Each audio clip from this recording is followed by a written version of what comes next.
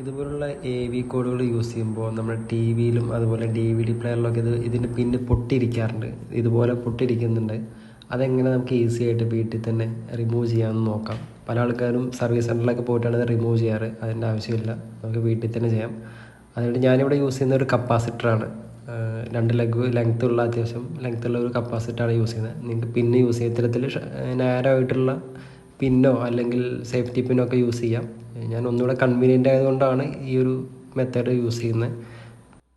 പിന്ന് ഉപയോഗിച്ച് ചെയ്യുന്നവർ വളരെ ശ്രദ്ധിക്കുക, കൈ പൊള്ളാനൊക്കെ സാധ്യതയുണ്ട്. അപ്പോൾ അത് ഒഴിവാക്കാൻ വേണ്ടിയിട്ടാണ് ഇത്തരത്തിൽ കപ്പാസിറ്ററോ അല്ലെങ്കിൽ ജസ്റ്റ് ഒരു പ്ലാസ്റ്റിക്കിൻ്റെ ടിപ്പുള്ള പിന്നുകൾ ഉപയോഗിക്കുന്നത് വളരെ നന്നായിരിക്കും. ഇപ്പോൾ നിങ്ങൾക്ക് ഇവിടെ കാണാൻ പറ്റും, ഞാൻ കപ്പാസിറ്ററാണ് യൂസ് ചെയ്യുന്നത്. കുറച്ച് ലെഡും അതുപോലെ ഒരു സോൾഡിങ് അയനും ഉണ്ടെങ്കിൽ വളരെ ഈസി ആയിട്ട് നമുക്ക് റിമൂവ് ചെയ്യാം. ഇതില്ലാത്തവർക്ക് ജസ്റ്റ് ലൈറ്റർ ഉപയോഗിച്ച് പിന്നെ ചൂടാക്കിയിട്ട് അങ്ങനെയും ചെയ്യാം. പക്ഷേ ഒന്നുകൂടെ ഈസി ആയിട്ടുള്ള മെത്തേഡ് ഇതാണെന്ന് തോന്നിയതുകൊണ്ടാണ് ഈ മെത്തേഡ് നിങ്ങളെ കാണിക്കുന്നത്. ഇതില്ലാത്തവർക്ക് വീട്ടിൽ തന്നെ ട്രൈ ചെയ്ത് നോക്കാം. ഇപ്പോൾ നിങ്ങൾക്ക് ഇവിടെ കാണാം, ആ കപ്പാസിറ്ററിൻ്റെ ലെഗ് നമ്മൾ അയൺ വെച്ച് ജസ്റ്റ് ഒന്ന് ഹീറ്റ് ചെയ്ത് കൊടുക്കുകയാണ്.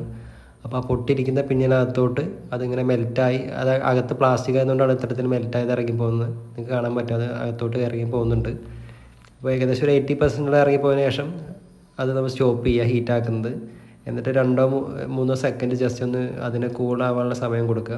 അത്തരത്തിൽ കൂളായതിന് ശേഷം നമുക്കത് കൈ ഉപയോഗിച്ച് പുറത്തോട്ട് വലിച്ചെടുക്കാം. ഇത്തരത്തിൽ AV കോഡുകളുടെ പുറത്ത് മാത്രമാണ് മെറ്റൽ കവറിങ് ഉള്ളത്, അകത്ത് പ്ലാസ്റ്റിക്കാണ്. സോ അതുകൊണ്ടാണ് നമുക്ക് ഈസി ആയിട്ട് ഇത്തരത്തിലുള്ള ഹീറ്റാക്കിയിട്ട് അത് അകത്തോട്ട് കയറ്റി വിടാൻ പറ്റുന്നത്. സോ ഇനി നമുക്കത് വലിച്ചൂരി എടുക്കാം. ജസ്റ്റ് കൈ കൊണ്ട് ഇങ്ങനെ പുള്ളി ചെയ്താൽ തന്നെ അത് മുഴുവനായിട്ടും തന്നെ നമുക്ക് കയ്യിലോട്ട് വരുന്നത് നിങ്ങൾക്ക് കാണാൻ പറ്റും. ഇവിടെ അധികമൊന്നും ഫോഴ്സ് ചെയ്യാതെ തന്നെ നമുക്ക് വലിച്ച് സിമ്പിളായിട്ട് തന്നെ പുറത്തോട്ട് എടുക്കാം. ഇപ്പോൾ നിങ്ങൾക്ക് കാണാം, അത് പുറത്തോട്ട് വന്നിട്ടുണ്ട്. പക്ഷേ ഇതിൻ്റെ പുറത്തുള്ള ഒരു മെറ്റൽ കവറിങ് അതിനകത്ത് തന്നെ ഇരിക്കുന്നുണ്ട്.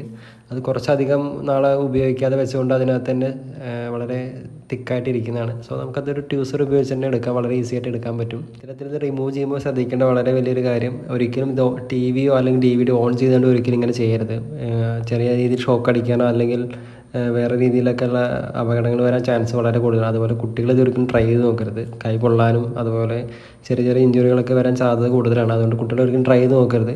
അതുപോലെ ചെയ്യുന്നവരുണ്ടെങ്കിൽ മസ്റ്റായിട്ടും പ്ലഗ് ഡിസ്കണക്ട് ചെയ്തതിനു ശേഷം മാത്രം ചെയ്യുക. ഇതുപോലെ അകത്ത് അതിൻ്റെ പുറത്തുള്ള കവറിങ് ചെക്കായിട്ടുണ്ടെങ്കിൽ ട്യൂസർ ഉപയോഗിച്ച് തന്നെ മാക്സിമം എടുക്കാൻ ശ്രദ്ധിക്കുക.